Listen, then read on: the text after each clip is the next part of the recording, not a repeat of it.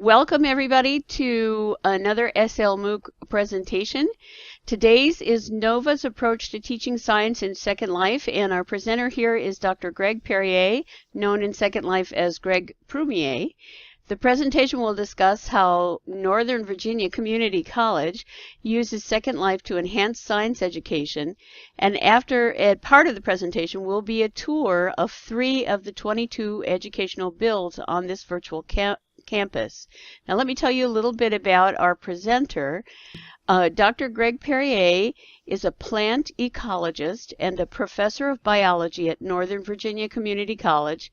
Since January 2010, he's been exploring the various ways virtual worlds can be an effective educational tool. NOVA has had a region in Second Life since May 2009. Greg became the manager of this region in 2012. Since that time, he has added 22 interactive activities on the virtual campus. Currently, about 600 students a year are using the campus to enhance their education. During the last year, Greg has been working with other educators in virtual worlds to capture the lessons learned from these years of experience and share these lessons widely. This has resulted in the Education Community Portal, an orientation and training area for educators in Second Life. There will be in the note card in the wallboard, you'll find the link to his blog, and that will also be in the description below the video. Documents, and that's where the documents resulting from this work will be available. Greg is active in many of the educational organizations in Second Life and is on the board of the Science Circle. When not in Second Life or playing professor at NOVA, Greg studies the structure and dynamics of the rare African montane forest in the Cameroon Highlands. Well, welcome, Greg. We're delighted to have you today, and the floor is yours. Thank you. I'd like to just welcome all of you to the Northern Virginia Community College, which we call NOVA. And as Maggie said, I'm Greg Perrier.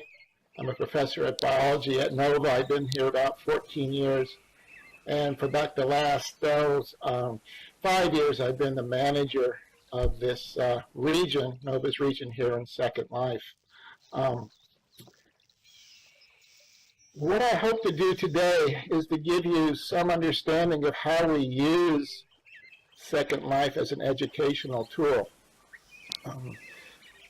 We're trying to work slowly. We've been working on this I've been on this about 7 years, but we've got to the point now where we can pretty much integrate these activities that we have here into the lectures that we're given primarily in biology. I'm a biologist, and most of our activities here are in biology. We're trying to integrate these things into the class. My students all do 2 activities in Second Life as part of the lecture.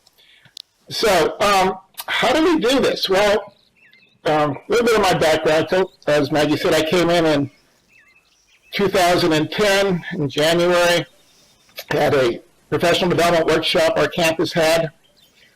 And I had seen in a magazine an article on using Second Life for education. They had an image of a classroom with a professor in the front and a bunch of students sitting down, student avatars. I thought that'd be kind of interesting to explore. And at this professional development day, there was a workshop on Second Life, so I went there. I was surprised to find we had a region. It had been about 5 months that this region had been here. And I've been working in Second Life ever since, really. Initially, the manager of our island here did not really want the faculty to build anything here, and so I went to Tidewater Community College. It's a sister institution in Virginia. They gave me a parcel in Second Life and said, do whatever you want. And so I was playing around. I started doing office hours in Second Life, and I started working on these interactive activities. And I visited many, many educational SIMs and regions and saw, how they're using it. And I think some of the best stuff I saw was really these interactive activities, taking lessons from Genome Island with Dr. Mary Clark there, Max Chat Noir, some of you might know her, in some other regions that really helped inform what we do. So how do we use this? Well, we do basically interactive activities, and here you're seeing one. That's my avatar on the far left, but these are students doing an interactive activity. This is looking at macromolecules, again, biology. But the students will come in, and they actually get a handout from this professor. Will post this on Blackboard for them. It's a Word document. The professors can go in and change it however they want. It's not really, it's open for anyone to use, anyone to change how they want to use it. This is on cellular respiration, again in biology. And the students, this is about a 2 or 3 page handout. The handouts have been modified many times as we learn from the students how to make these handouts more useful.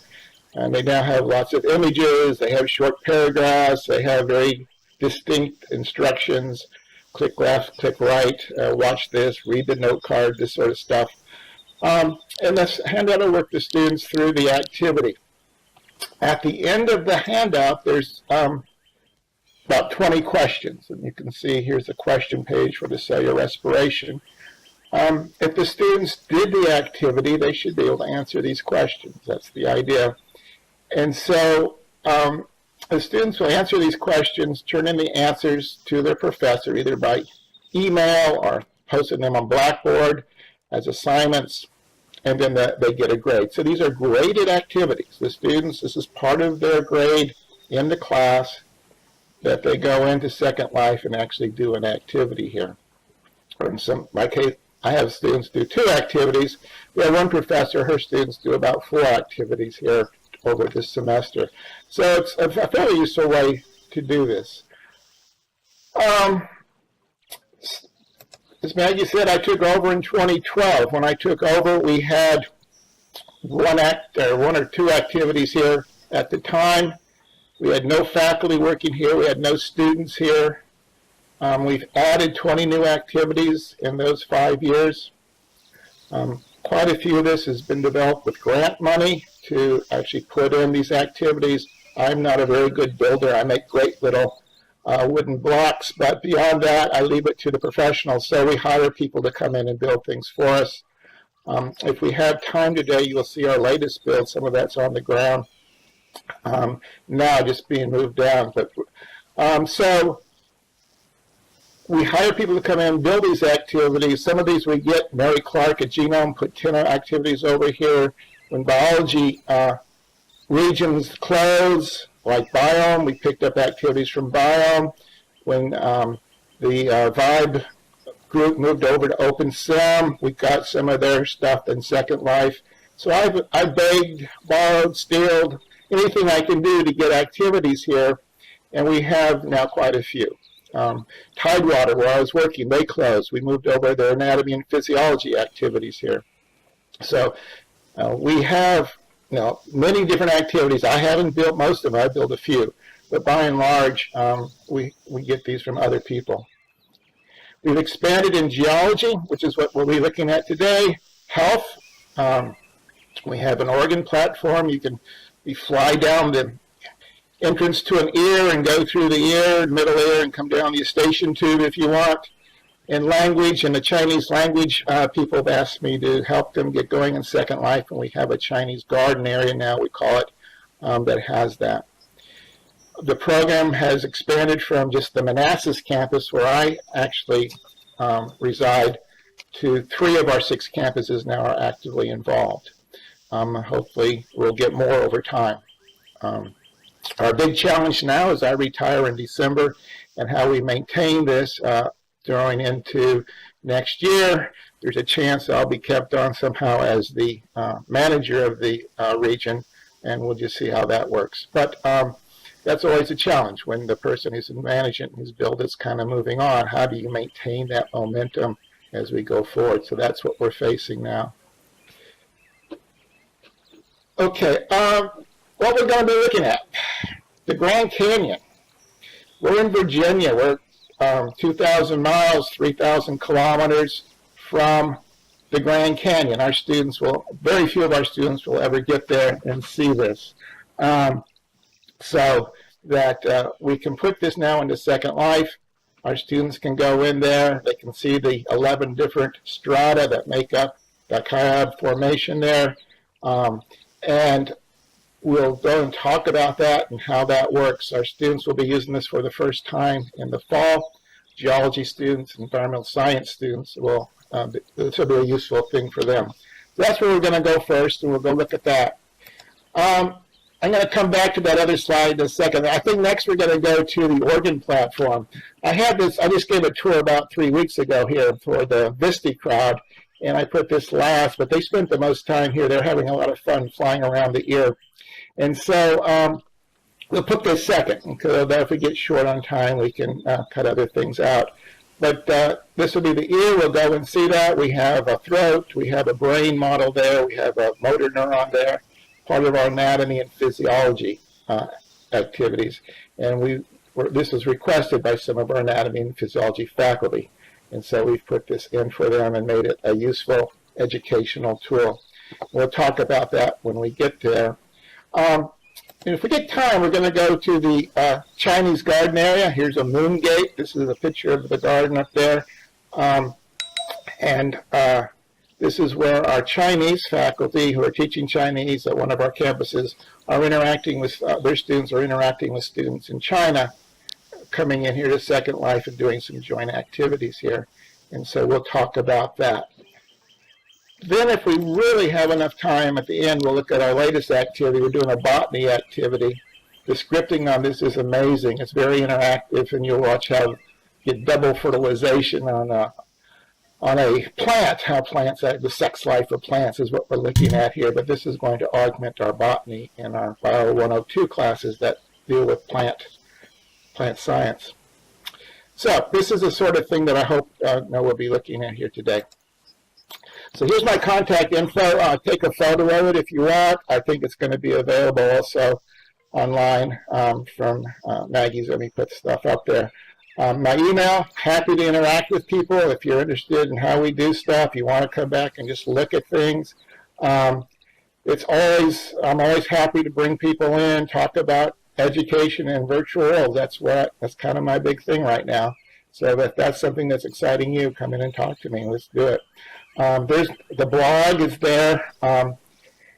It talks about my journey through Second Life, starting long ago in 2010. Has another section, what's the challenges we had when we took over the management of this area.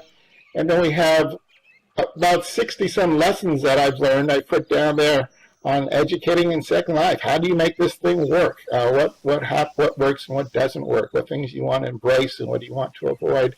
You'll see that there. There's also a list of 17 different ways that educators use virtual worlds. So if you're kind of new to virtual worlds and education in virtual worlds, pop in and have a look at that. You get some good information there. Okay, so how do we get around here? Well, last summer we put in a teleport system. We used British telephone booths, those red telephone booths. I was in Scotland last year, and last summer I got a nice picture of myself and going into one of these red telephone booths just to augment what we do here. But you'll see that up there underneath the clock. And it only takes one person at a time, but left click on that, your avatar will be inside of there, and you want to go up to the Grand Canyon. There's 3 pages of menus. You get one page that says next page if you want to go there. The Grand Canyon's on the first page, bottom left. So you want to click on the Grand Canyon. You will be teleported up to the Grand Canyon, and I will meet you up there, and we'll talk about the Grand Canyon build and kind of how we're using this for education. So head on up. If I see people down here, I'll send you a teleport request. You can come up that way too, but just jump into that red telephone booth and up you go.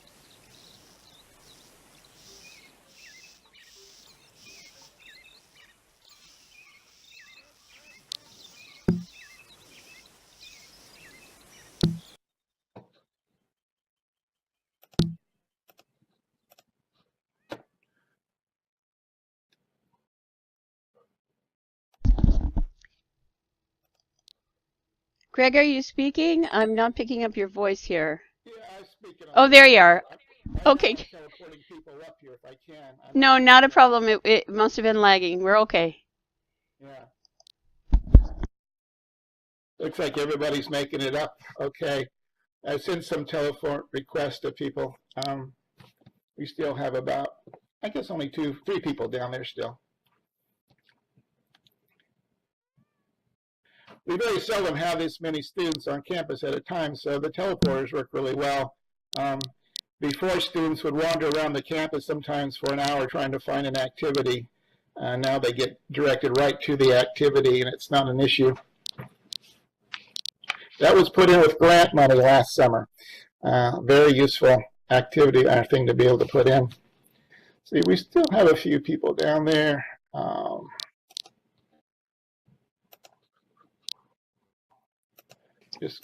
Greg, may I ask, where do you get your, what source of funding do you use? Is it internal or? Yeah, it's mainly internal. We have a foundation that gives us about $2,000 every year. And then our provost has a small grant program, gives us about $1,500 a year. So so far, every time I've requested grant money, I've gotten it. So there are competitive grants, but we tend to get them pretty easily. This is well supported by our administrators. They really like this activity.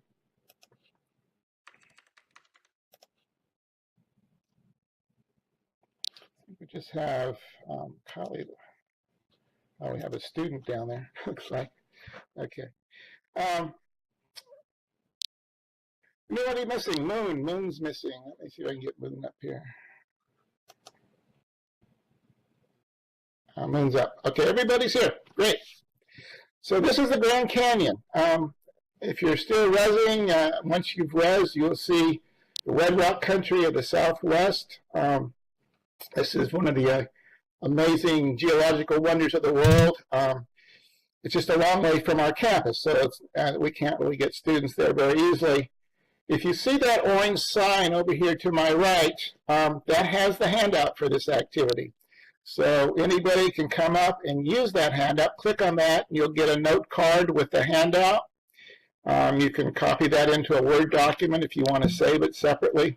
And you'll see this is how students would interact with this. They would get this handout from their professor. Tells them how to get up here to this site. And once they're here, it walks them through some of the things that they need to be doing. So the first thing they're going to do, just show you over here, we're going to go over these slides, or these posters over here, that come over here to these posters.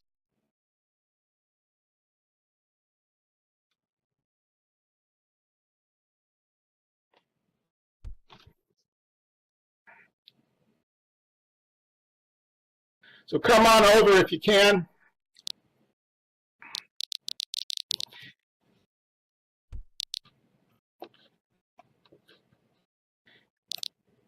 And what they would do here is they look through these. This gives them some information, gives them a view of the beautiful canyon in the middle there.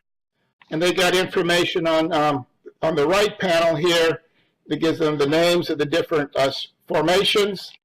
And then on the left panel, it gives them stuff about how thick those formations are. It gives them information about the age and stuff. This is all fairly old stuff, Paleozoic stuff. It's before the age of dinosaurs, so we don't get any dinosaur fossils in this area. But it is for about 500 to about 250 million years ago, these strata were laid down. And if you look at what's happening with the tectonic plates at that time, there's lots of water and stuff coming over this area. It's shallow seas, sometimes it's shorelines, sometimes it's exposed as sand dunes. And all those give you different types of rocks and different types of strata that we have here. And so the students would look at that. We have some examples of some of the fossils they could see here on those panels to your left. And then what they're going to do, we're going to go back by the telephone booth. And on the ground, you're going to see a disc. That's the teleport to the top. This is made to start at the top and work your way down. It's much easier to come down than to go up for new people. If you fall, at least you're going the right direction. And so we'll go to the top now. We'll talk about things up there. So follow me back to that corner.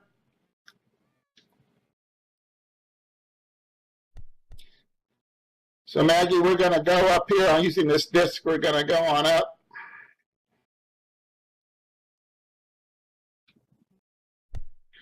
So just right click on that disc and go teleport. Select teleport and up you go. Right click and teleport and up you go.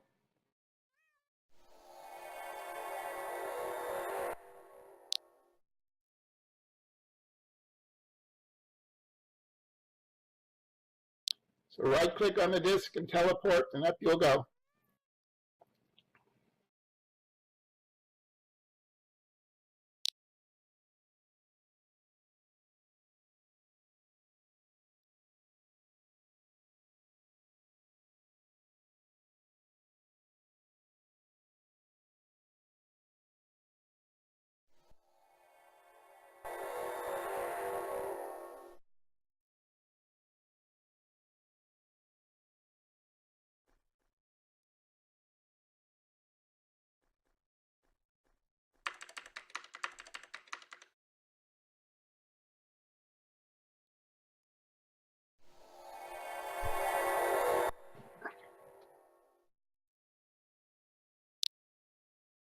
Now you get a nice view of the environment.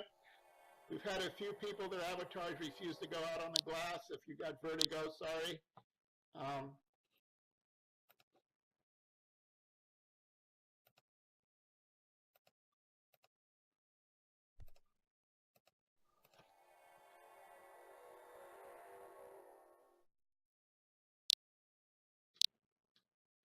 So we can talk a little bit about the design and development of this. The students who are using this are going to be brand new to Second Life. They're usually less than 2 or 3 days old in Second Life. So we're not designing for people with a lot of experience. We're designing for people who've never actually been in virtual worlds before. The real Grand Canyon has a trail going down it. We thought we could try to do that, but then we realized everybody would just fall off because they don't know how to walk. The original stairs my builder put in were very narrow. I said, no, we need really wide stairs and lots of wide platforms with railing because people are going to fall off. And you can fly back up and all that sort of stuff, but it's always kind of a difficult sort of thing. And it's discouraging. The thing is, once you get a student discouraged in Second Life, they don't want to come back in and do stuff. So we're trying to make it very easy for them. They don't get discouraged. They don't say, oh, I can't do this. We only have about 10% of the students who hate Second Life. We get about 25% who find it really great as a learning tool. So we really have to be careful about how you design. You're designing for that person who's hours old in Second Life. We don't have any doors on campus because they don't know how to open doors, that kind of stuff. Everything is very easy to do. So what we're going to do here, the way this is designed, we go down the steps here. Again, the steps don't have railings, so stay in the middle if you can. But go down to this platform.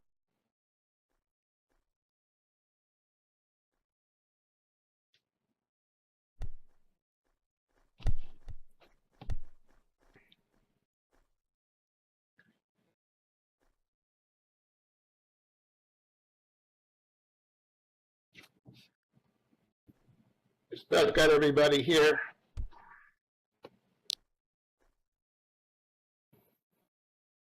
Okay, on this platform, this is the first strata, and you'll see it's the CoOp formation. Click on that wooden box, or that wooden label there, and you'll get a handout. I get a note card, and that note card gives you information about this formation, and it has textures embedded in it that gives you a view of the real rocks of this formation, and gives you some views of the welcome back up, Fidget, and gives you some views of the fossils that you would find associate that. So clicking on that wooden label there, CoOp formation, you'll get a note card, and you can see embedded in that note card then is the information that the students will need to answer the questions at the end of the note card. So we have 11 different formations here. We tried very hard to match the rocks to those in real life. Believe me, this is very difficult to do. if you just get a photo of that, like the photo you see embedded in that handout, you can't blow it up very well. It just becomes real fuzzy and makes people dizzy getting close to it. So this is a big struggle. We spent the whole summer last year struggling how to put this thing in, but we've got it here. There's going to be a series of steps down and these sort of platforms. Some of these platforms have multiple formations when they're very thin. The red wall's the one near the bottom. It's really deep. And these are all scaled to the right size of this.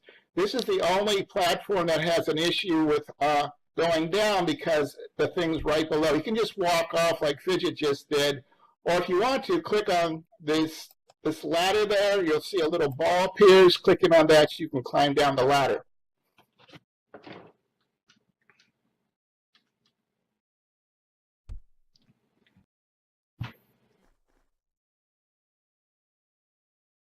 So that gets all explained in the handout for the students, how to come down the ladder. Or if they just walk off, it's not a problem either. It's designed for anybody can get down to the next level.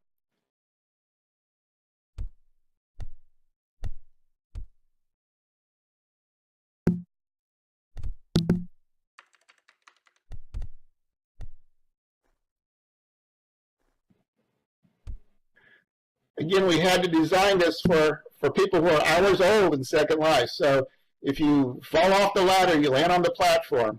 And you can see we're just going to move down here at each of these platforms. There's at least one. Sometimes there's going to be more than one of these wooden labels for the formations. And they give you information on the formation. They give you images of the rocks and the fossils. So just work your way all down to the bottom.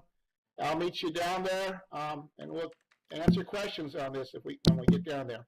Feel free to look at all the formations, whatever you want to see.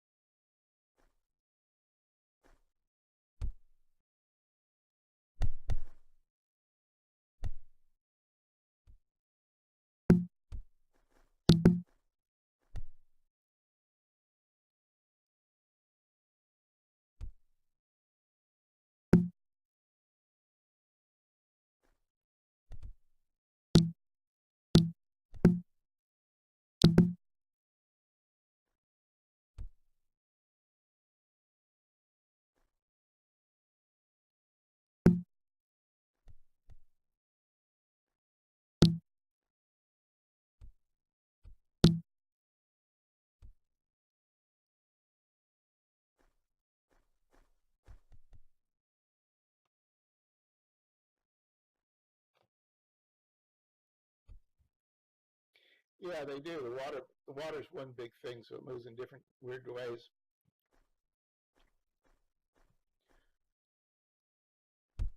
Okay, looks like people are getting down.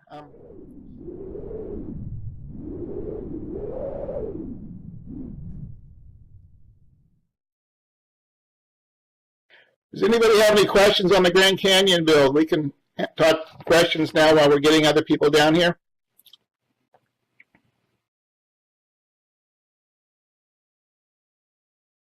We've had quite a few people tour this. This has really attracted quite a lot of people. We'll see how the students do. This fall is going to be the first time the students are actually using this and answering these questions and stuff.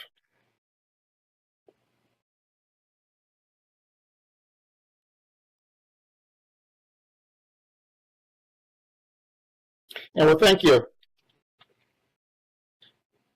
It's been a learning experience. You'll see in the blog, we've made a lot of mistakes, but we've corrected them.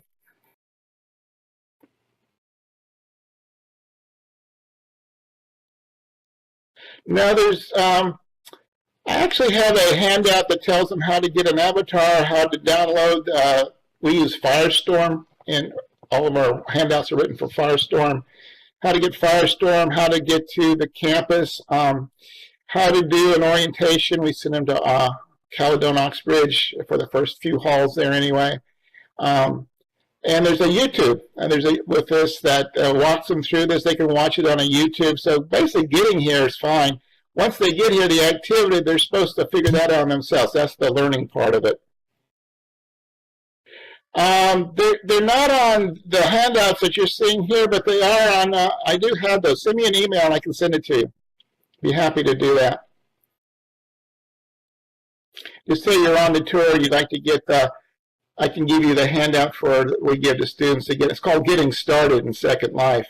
So every student gets 2 handouts, Getting Started and then one for the activity. And this will probably take them about an hour or more to do all these 11 different strata that we have here, all these formations, and then answer the questions and send those in to their professor. And sometimes they have to look the answers up on Google, or they should be in the note cards, but they don't always read all the note cards and stuff or remember everything. So we're going to see. I'm sure there'll be changes to this and to the handout once we get feedback from the students. We're constantly getting feedback from students on this.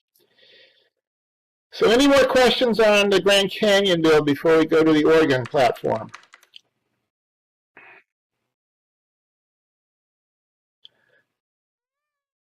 Okay, well, let's go down to the Oregon platform. Again, we're going to use that teleporter telephone booth here. It's going to be on the last page of the menu. It says Oregon Plat, and you down there.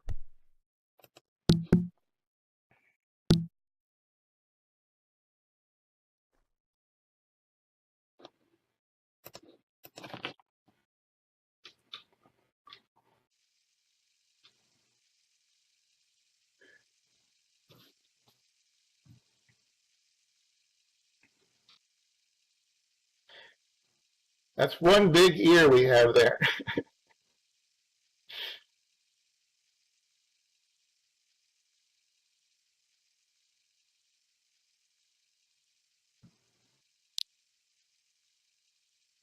Yes, we've been putting a lot of work. This is 5 years of effort. I don't know if you remember Biome, but we got the ear and throat from Biome. They were given to us, but we had to do some extra work on them to get it to work.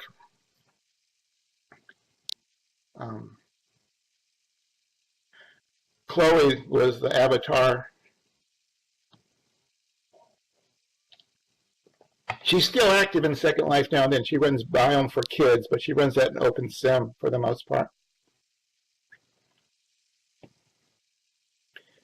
think we're still getting people coming. I think it's down from up there.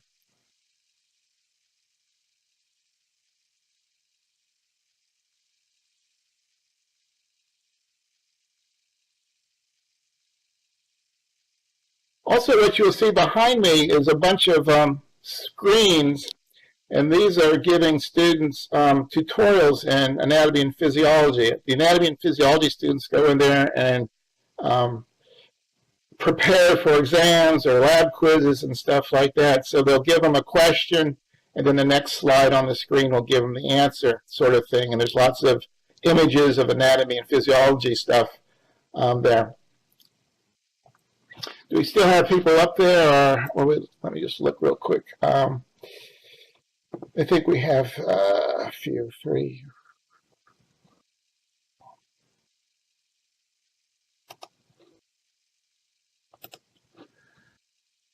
I'll send them teleports. Hopefully they'll come join us here.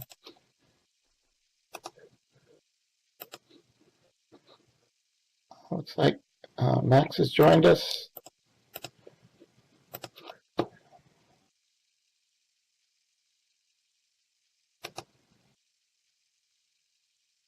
And Forbes is the last I see up there.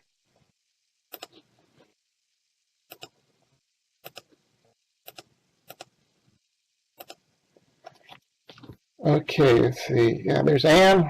I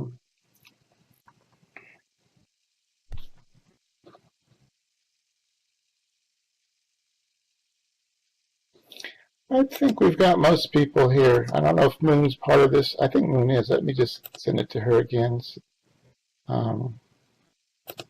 She can join us if she wants. She might be looking at other things. Okay, so, yeah, there's Max. Hey, Max. Welcome. This is Max Chatnoir, Dr. Mary Clark. She runs Genome Island, where we got a lot of our builds from. I was mentioning that earlier. So it looks like everybody's here. What I'm going to suggest we do, we're going to walk around the ear to the corner there and go down to take a right turn there and go down to the motor neuron, and we'll start talking there, then we'll come back to the ear, and then we'll teleport someplace else after that. Okay, let's go for a little walk, go down, make a right down here. Follow Fidget.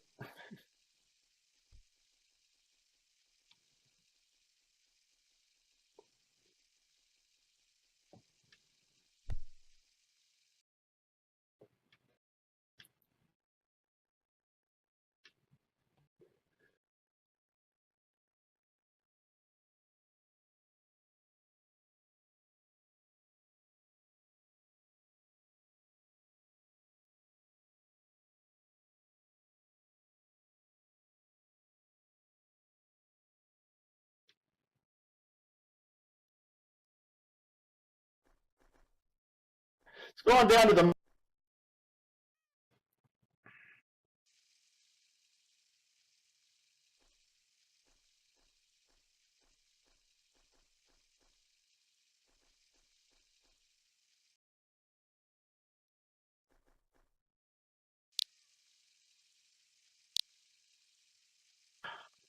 Okay, looks like most people are in voice. Here comes Ann. Okay, so this is a motor neuron, and what you see there are labels there with numbers. Clicking on that green sign to my right here, you'll get a table and a note card. Open the note card, you'll see a table. It has the names of the structures, and the students then have to match the structure to the number. So they put the number next to that structure. The structures are listed alphabetically. The students will get this in a handout from their professor. They wouldn't be getting it from up here, but somebody can come up here and do that if they want to. So this is a motor neuron, and we built this with grant money last summer, and we're still getting students using this. We've had a few students using it so far. And I just put in the tables up here for the two we're going to look at, the motor neuron. And this is made of mesh, and sometimes they disappear. Like the brain there, you won't see all of it until you get close because they're mesh, but that reduces our land impact quite a bit by using mesh. The ear and the throat are prims, they're old, and they take up a lot of land impact. But putting stuff in the mesh, our big building on the ground, we rebuilt that last summer with the grant money from 900 prims down to 200 impact units with mesh. So mesh really saves us a lot of space and prims. Let's go. We can walk by the brain. You'll see it very similar.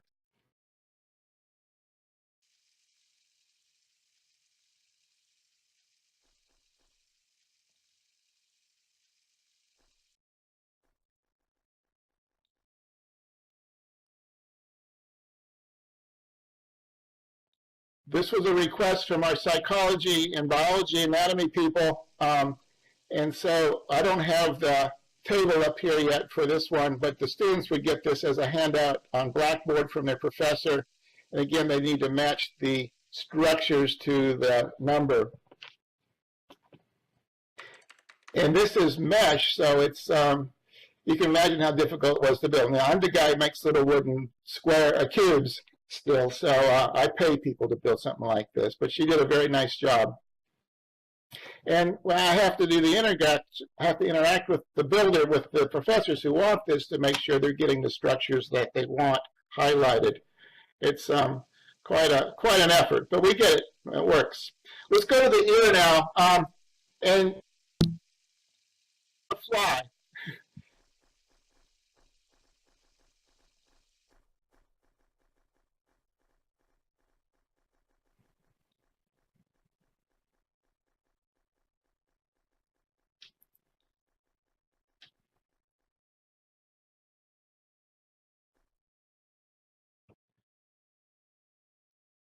Yeah, we'll fly around here.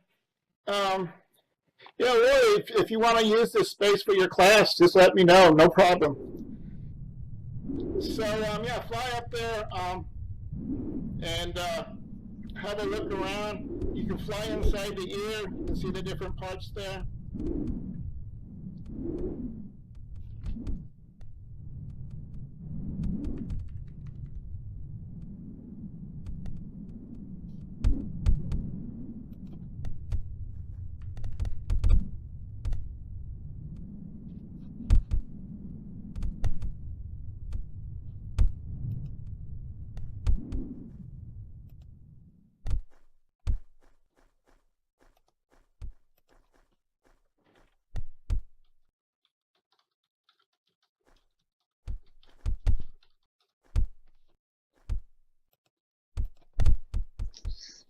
This is so cool, Greg. Yeah, it's pretty neat, isn't it? Yeah. And this was built by somebody else. We inherited this. When their sim closed, they gave this to us. Lucky find. Yeah, well, I know the person well, and I spent a lot of time on their sim, but this is like, wow. They left, and I said, well, you have that ear and throat over there. Are you going to do anything with it? They said, you can have it. So here it is. It's sat in inventory for a long time until we figured out what we could do with it. I can figure out how to get out of it. Yeah, Alexander, welcome. Everybody's hitting their heads. Yeah, getting in and out of that's not the easiest thing to do.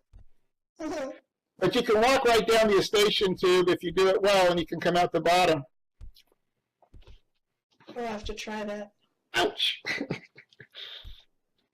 Over here's the table for that one. Okay. I can't get in there.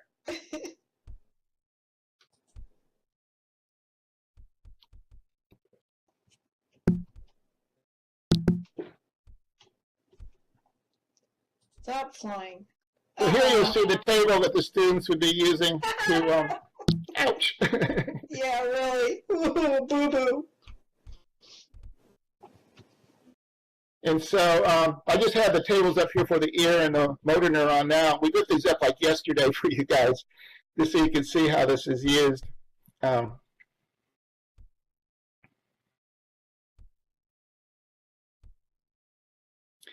But the students will get this a very nice table in a Word document on Blackboard, and then they turn that into their professor for the grade.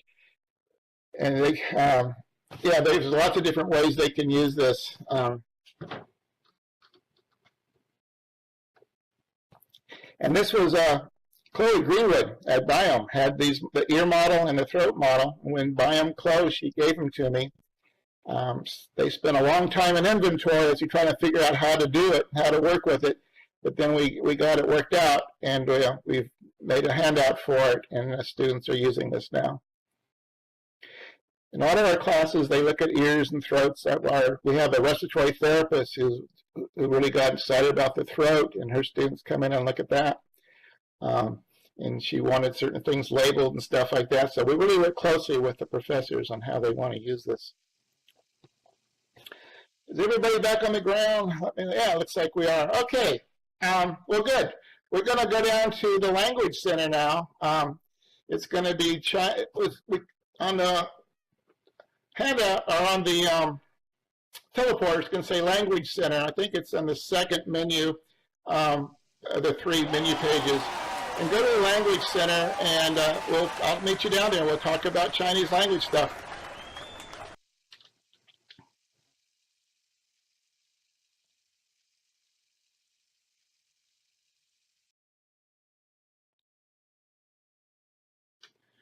Again, left click on the teleporter, second menu page, Language Center, and off you go.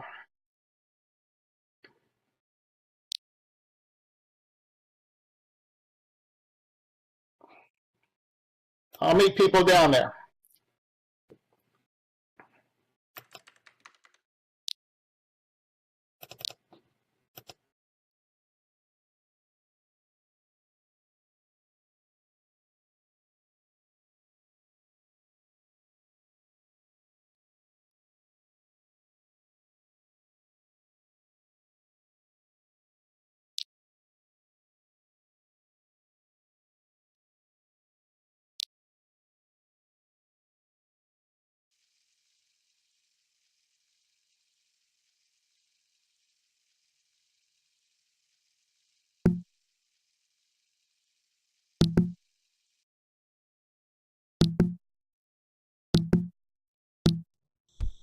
Kind of look around, use your cameras and stuff, look around. You'll see this is a Chinese garden that we're in, koi fish in the pool, places for students to sit and talk to other students, lots of stuff here.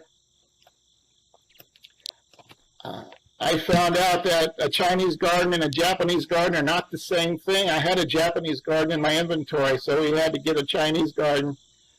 Fortunately, a professor at Monash University in Melbourne, Australia had one, and we're working with him, and he gave it to me. Yeah, we have koi fish in there. Yeah. It's kind of a tight squeeze in here, but come on forward, and we'll get everybody down here. Looks like we only have 3 more up there still.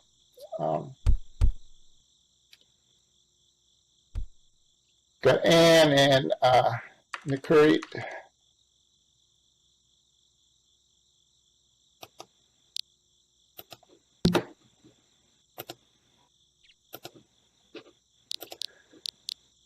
Okay, so a little bit on the history of this.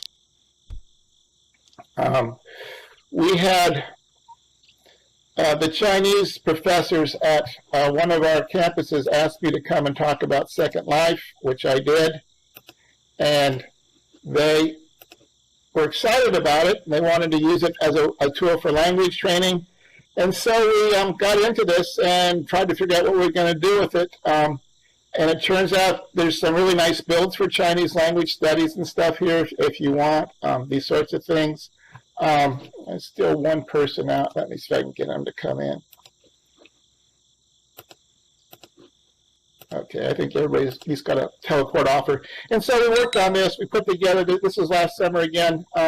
We didn't have grant money for this, but we didn't need it. We were given this garden area we're in right now by Grant Scott, who works at that in Melbourne University, and he had this. He built it for something else. He wasn't using it. He just gave it to us. Said, "Yeah, come on in, take it, please."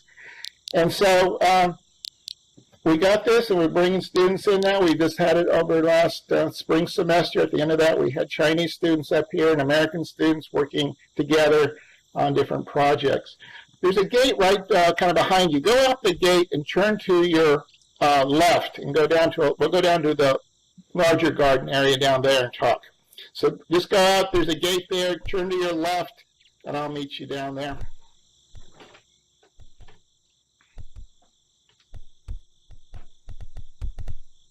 Out the gate to your left. And here's the gate, so just go out the gate here, go to your left, and we'll go down to a little larger area. So out this gate here to your left. There you go. And to the left.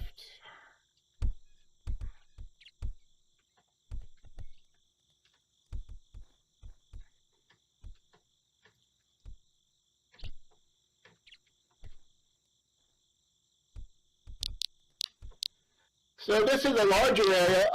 A friend of mine designed this for free, put it in. And we copied some of the things from the other area in here. But we have 2 meeting areas here and one in that smaller space we were just in.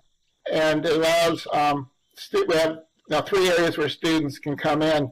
You really have to make sure that these areas do not overlap, so they don't have voice interference or texting interference. They have to be at least 20 meters apart, these sorts of things. But some considerations have to go into that. But otherwise, it's pretty good. You can see koi fish here, too. We have some nice vegetation and stuff like that, all put in for free. Well, this is designed for students to come in. Why don't you jump up, Max? Can you jump? There you go. And then, yeah, it's designed for students to come in on special times, like a student in China and a student in the United States. They'll set a time when they can get together, so they can come to any of these places. We have about 5 meeting areas on the campus outside of this area. They can go there also. And you'll see some of the posters that they've done as you walk around. Let's go back down that hallway to the other side, and I'll show you one of the slides the students put together.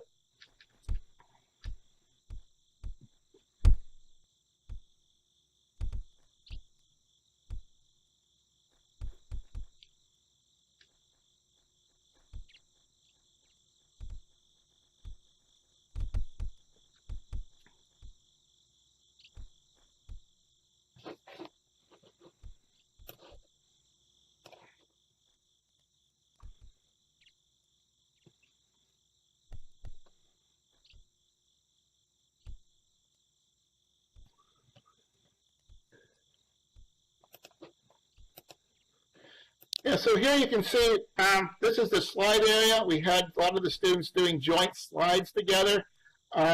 You can click on this one here. It's set up for anyone can run it. We have good controls on these things. But let me make sure it's set up for everyone can run it. I think it is. Yeah, yep, should be. So, and the students too, a Chinese student, an American student put this together, concepts of dance. And some of these we had mainly Chinese characters, and some of these we've had more English. It kind of depends on what the 2 students try to do. So they do it as a joint project, and they give a presentation to all the other students. Another thing you can see here is we have ways for students to move around to other areas. They can get a URL for a website that we're using, Nova Smart Talk eTower. This to my my left there, and my right. It's my right, your left. And then studying Chinese Island at Monash University. That's a very nice sim. That has a lot of bots in there. You walk around a city, these bots talk to you in Chinese or in characters. The whole thing is in characters. It's really an interesting thing. Our students are using that also. So we've got, working really closely with Monash, we're able to do quite a bit of things here. And the students are coming along quite well. We just had it started last semester. They've already presented this at several conferences, and people are really quite excited about using Second Life as a tool for language. The issue we have is that Second Life in China is not that well known, and sometimes their internet is off at the campus, and the time difference and stuff like that. So it's really working around those sorts of issues, working in an international environment that makes it a little tricky. But we're working on them, and slowly but surely we're overcoming those. Another big problem we had was using these slide projectors. We have to make them so that we can control who uses it. When you have 20 students here all clicking around, you can get the slides going all over the place. So we have these set up that we can just put the professor's name in there, and only that professor can control it. We don't let people who are not in the NOVA developers in general control it, unless we know them. But we can't put new professors into Nova developers, because they can make this whole thing disappear if they're not careful. We had our whole medical clinic disappear one day with a new professor clicked on the wrong thing. She thought she was deleting a little box she made, and she ended up deleting the clinic. It took us 3 weeks to get it back. So we've got to be very careful because our professors are new to second and virtual worlds, and they don't know this stuff either. And so it's a very tricky thing. But we've made this so we can enter the professor's name in the slide projector, and then they can control it, even though they're not part of the group here. Anybody in the NOVA developers group can control it, but this helps with the professors. Yeah, it's easy. It's easy to do. I deleted a good part of this island one day by mistake when I was a new manager. It took me a month to get that back.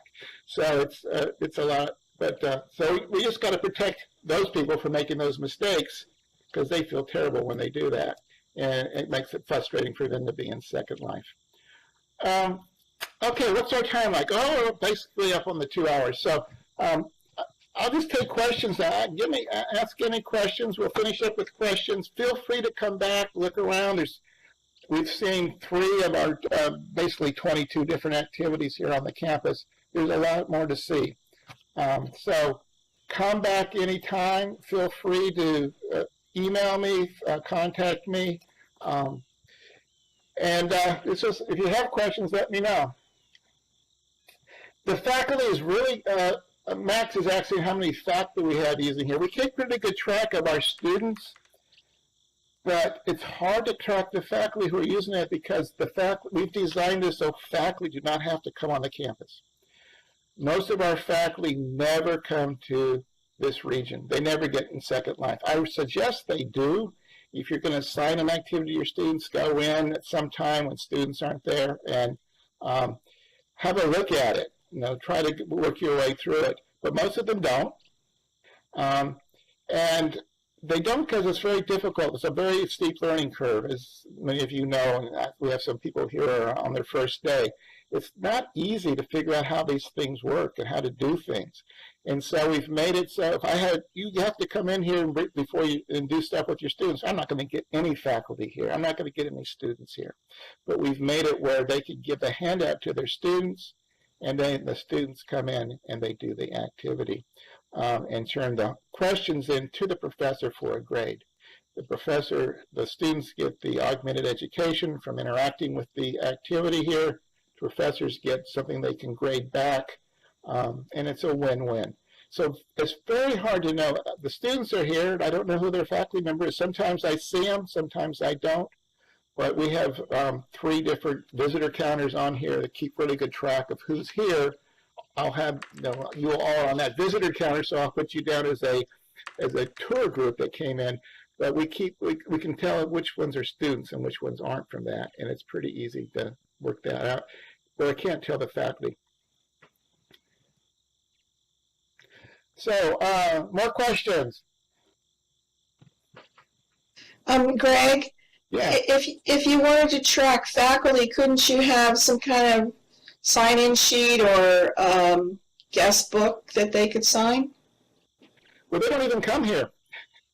You mean they don't come in Second Life? They don't have to. No. Oh, I see. Interesting. We have 6 campuses, so I don't even know most of these people who are sending their students sometimes. I finally figured out we had one adjunct at one of our campuses who was sending students. I kept seeing these students coming in. So I said, well, who's your professor? And I didn't even know the person. I had to track them down. So it's often I don't know who the faculty is. And this is available for all the biology faculty on our 6 campuses, really. Anybody doing biology, this is on Blackboard for them. They can go in and get these handouts and send them to their students. We get, especially if we have snow days or closures, like the campus closes, there's electrical failure, or a snow day, we're closed.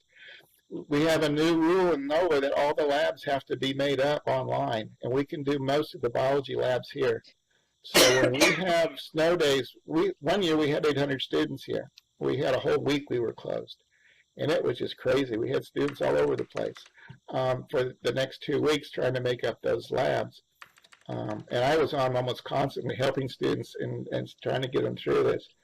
But we never got to the point where we had so much lag, people couldn't do anything and stuff like that. So I kind of like snow days and because it really knocks our numbers up. But this last winter was pretty mild. We didn't have too many snow days. But that's when we get a lot of students. I have no idea who the faculty members are because they are told by their dean that, and at our campus, the dean just says, send your students to Second Life, everybody, all the adjuncts, all the professors. So it's, I have no idea who's coming in and not.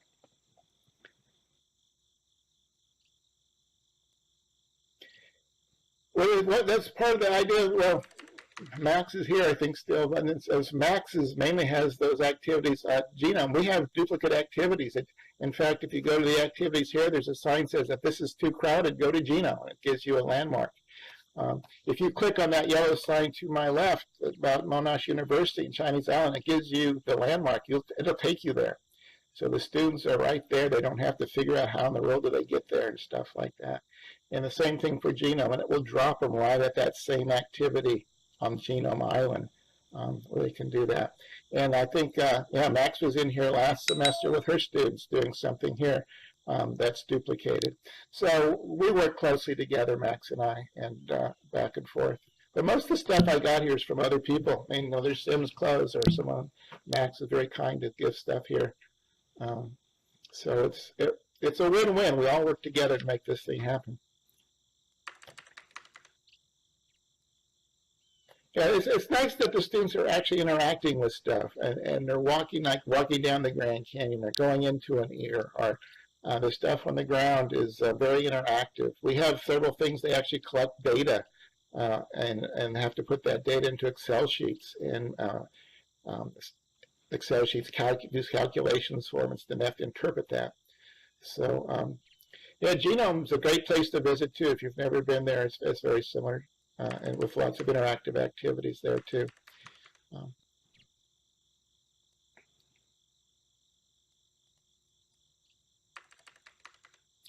The Genome gets a lot of visitors because of that. I try to avoid that because it gets hard you get a lot of newbies. You don't know if they're students or what. We get enough visitors as it is. So, I think it's kind of a cool idea to have it on the destination, but you just get a lot of newbies coming in. And we have a sandbox here, and that's one of the harder things, too, is the control. We get people coming in using our sandbox who we don't know who they are and anything like that. And sometimes they leave things around if we're not careful. We do get griefers and stuff like that, so you've got to kind of monitor this stuff. More questions, comments, or anything? Yeah, we actually have handouts for about 8 of the activities at Genome too. The CAT activity is one cool one. And I'm not a geneticist, so I actually needed help from Max on that one. And the one, we have one, the maze, which is really quite, even our genetics professors come and ask me some questions about that. So it can be, there's some really good stuff there, but we have handouts for that for our students. It's my honors class. I have an honors biology class, and one of their activities is to go into Genome Island and make a handout of one of those activities. They do it as a small group together for that handout, and they turn that into me. They're usually pretty poor quality, but they're making an attempt at how to teach this stuff. It's not just learning this stuff, but how in the world do you teach this stuff? And so I get those from them, and then I write I have 4 in my inbox now that I need to work on this summer. But it's good for them to go in and actually see, how would you explain this to somebody for your first time? Every now and then we get emails back from those people. That was a great experience. And on the ground, you will see we also have stuff for poster sessions that they do. Max has them do slide presentations. And again, it's a good practice for going to a conference or something like that they'll probably do in grad school or their senior year. And usually seniors at the university don't get to do presentations at a conference. They'll do a poster. So now they've made a poster. We talk about the layout, the design, the information they put on that, and all that kind of stuff. And they actually get a grade for that. So feel free to come back anytime, walk around all over the campus. Use the teleporters.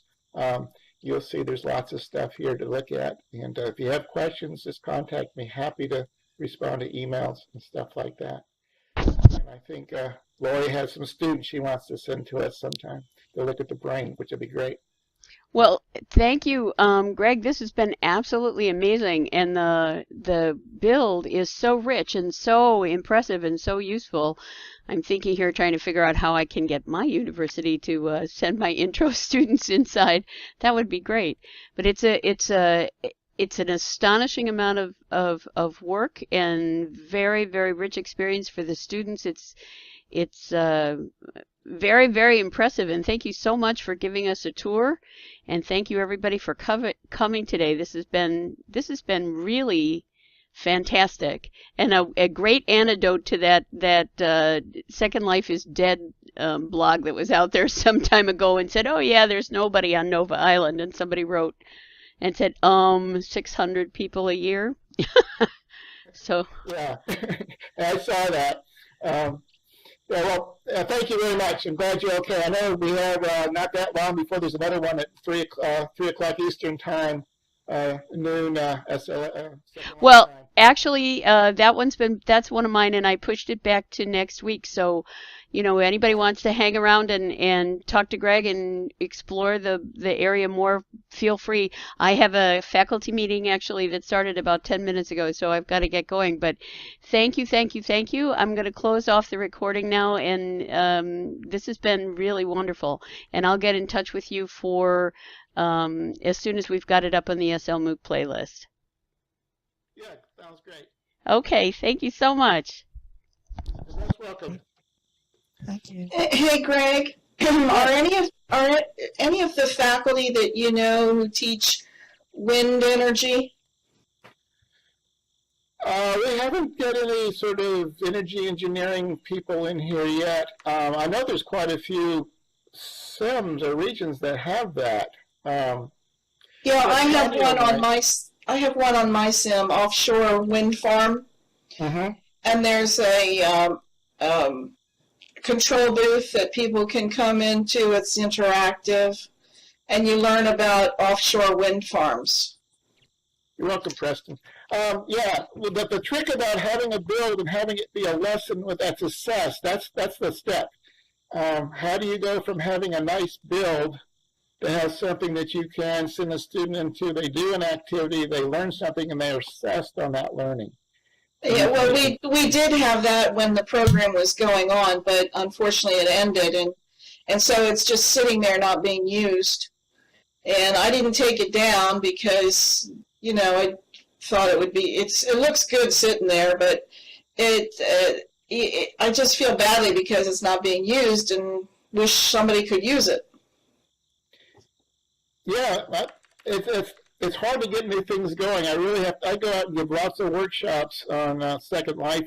I used to just bring them into Second Life and they'd run around and bump in the walls and stuff. And the fact that what that shows them, this is really hard.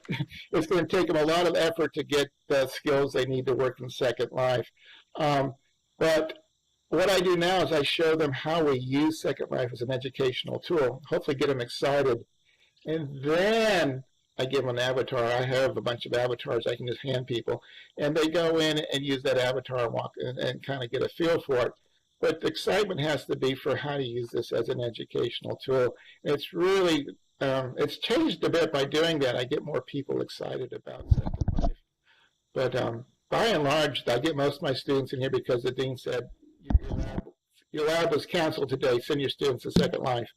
And the faculty goes, Second Life, what's that? And I get a copy on the email and I send them the handouts, and it happens. That's frankly how I get most of the students in here. And after that, once they've done that, they'll send students back. When I was trying to follow the slurls that were posted, I was blocked from coming here. There was no destination. I don't know what's going on with that. People were able to pull me here with a direct TP, but when I clicked on slurls in notices and in chat, I was blocked from coming here. It's that the destination did not exist. Did anyone else experience that? I don't know. And then I didn't put those in there, Maggie did. But one thing that's going on is we're changing the name of this region. The name change happened today, unfortunately. Yeah. Which might affect that. Yeah, I just wanted the Annandale Campus. Nova's Annandale Campus. And we don't want to use the word campus because we have 6 campuses. And so it's gone to Nova Community College. You might see that at the top of your screen now, the name. That name change took place this morning.